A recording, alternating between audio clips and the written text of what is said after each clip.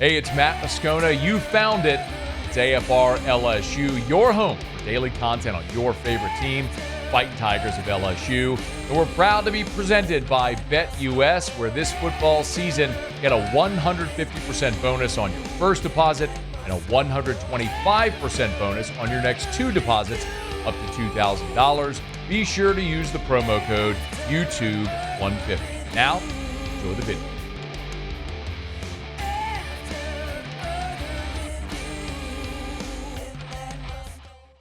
I thought this was really interesting. Brian Kelly on Monday was asked about the importance of CJ Daniels.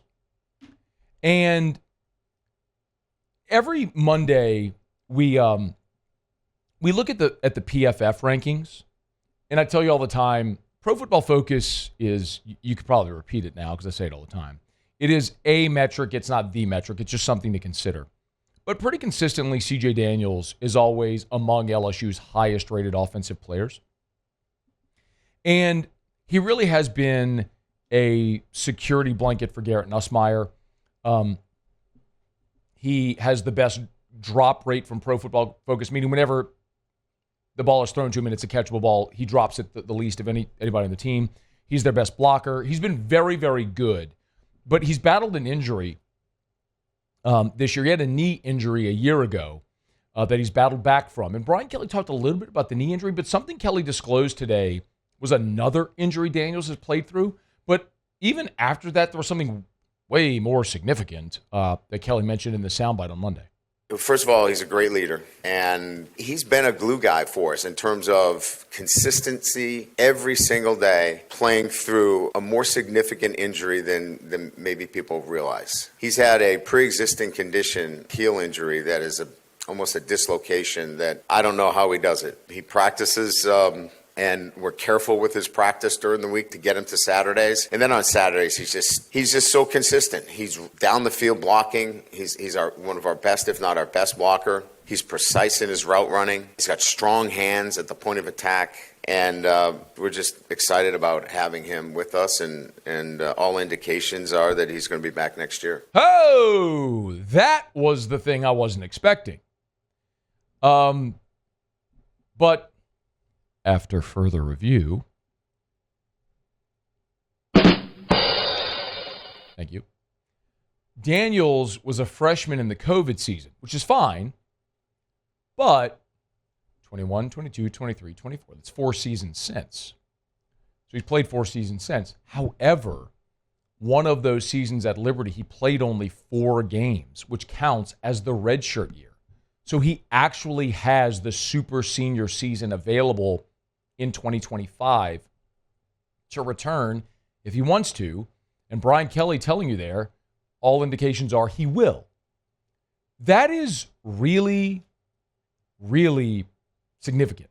We'll get right back to the video, but I want to take a quick opportunity to remind you about our partners this football season.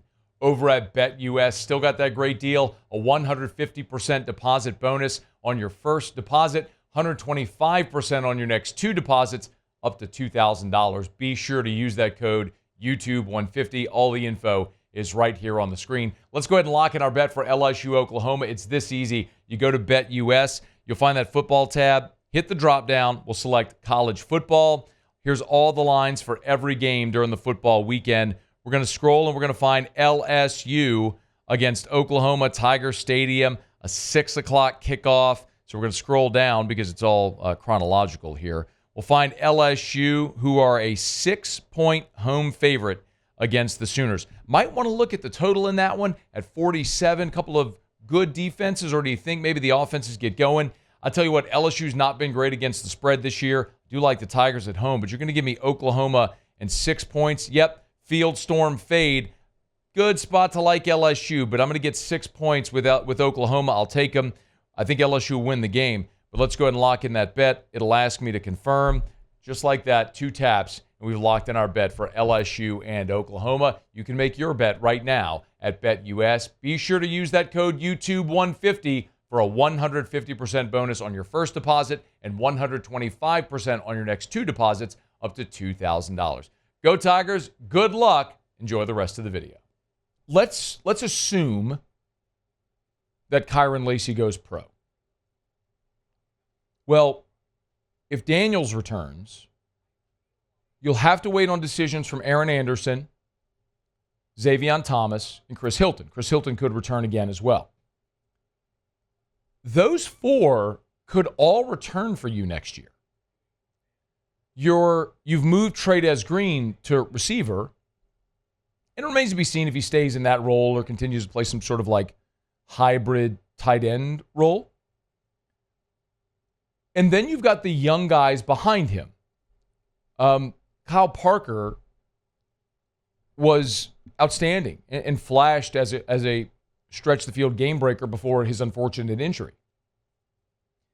We're still waiting to see Shelton Sampson's development, but the physical ability is there for Shelton.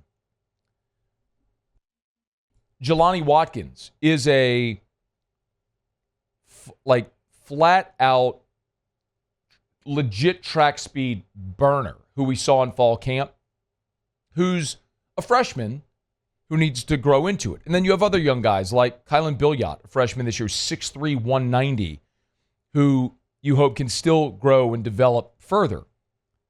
And then you look at the signing class that you have presently with guys coming in, including Teron Francis, who's the number one receiver in the state of Louisiana. I mean, it's pretty encouraging when you look at what the roster will look like in 2025.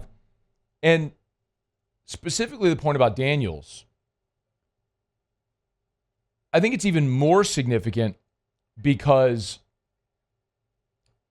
if Garrett Nussmeier comes back, Daniels has been Nussmeier's security blanket. I mean, you saw it again on Saturday against Vanderbilt. I mean, the fourth down play where they went to Daniels and he got the big catch for you. He's just a guy that when they throw him the football, he catches it. And what's also been really good to see here down the stretch is coming off that injury, right, where he tried to give it a go against A&M but only played 11 snaps. Against Bama, he's graded out at 57 against Bama, played 45 snaps. Then against Florida, he played 73 snaps, graded out at a 64. So again, improved. And then this week, he was almost a 67. So you're continuing to see his grades go up as he continues to get healthier as the season goes along. And man, what an amazing veteran presence that would be. Listen, in that receiver room, you still have to find your stretch the field guy. Kyron Lacey has been really good for you this year. It's been so fun watching Aaron Anderson's development, and his versatility has been fantastic for you as well. You know, around the line of scrimmage in the screen game, but also stretching the field like you saw at the touchdown against Ole Miss. But CJ Daniels kind of reminds me of Jarvis Landry. The body style isn't exactly the same, but the physicality at receiver is what it reminds me of. And you need guys like that. You still need your game breaker. You need your guy like Brian Thomas a year ago who threatened to stretch the field. They tried to make Chris Hilton into that this year, and it just hasn't happened, in large part due to his injuries, and he's getting back into the flow of things. And Hilton has the ability, the athletic ability and the speed to do that. But so do Kyle Parker, and so do Kylan Billiot, so do Jelani Watkins. We might see those guys grow and develop. But I'll also tell you that a true game breaker at receiver is one spot that LSU looks to invest in the transfer portal this year. And Brian Kelly said it on Monday when he was asked about the portal. He said, point blank, complaint number 10, about their approach in the portal this year. We'll be very aggressive. I think everybody that's followed us knows that we weren't very aggressive in the transfer portal. We put together a defensive line using minimal resources. We've really put ourselves in a position, and I'll use this term loosely, to stay well under the cap so we could be quite aggressive this year, as well as bringing in 16 mid-years. We're going to have 16 mid-years. We think that the program, in terms of the culture and the standards, are such that we can do that now, where we can bring in 16 freshmen and maybe one of, if not the largest, transfer portal classes as well.